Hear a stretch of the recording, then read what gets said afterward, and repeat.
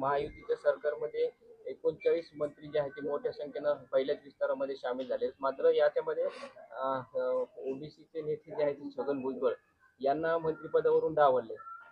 नाही आता ते मला नाही माहित त्याला कशाला काय केलं आणि काय नाही, तो आमचा प्रश्नच नाही. तो त्यांचा राजकीय प्रश्न आहे वैयक्तिक.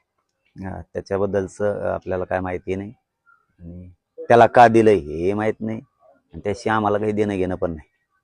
मराठा आरक्षणाचा मारे करायचा आम्हाला काय देणं घेणं नाही. गोरगरिबांना ओबीसींना सुद्धा त्यांनी काय कधी काही खाऊ दिलेलं नाही.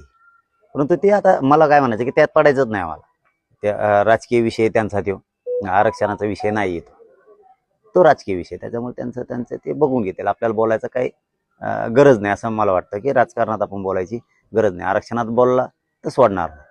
मराठा समाजाला मोठ्या प्रमाणामध्ये विरोध केल्यामुळे जर डावलला असेल असं वाटत नाही का?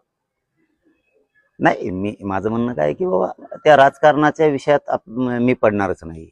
कारण ते त्यांचा वैयक्तिक विषय, त्यांच्या पक्षाचा म्हणा किंवा त्यांच्या सरकारचा म्हणा किंवा त्यांचं काय असेल ते त्यांचा विषय. आरक्षणाच्या विरोधात बोलला की मी सोडणार.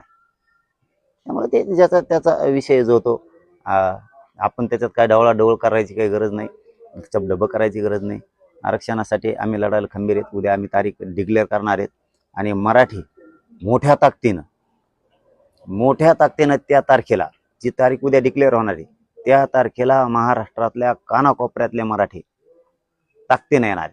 कामं धंदे सगळे एक दिवसासाठी बंद ठेवून, शेतकरी सगळे एक दिवस काम बंद ठेवून सगळे मराठी एक दिवस अंतर्वालीत येणार आहे.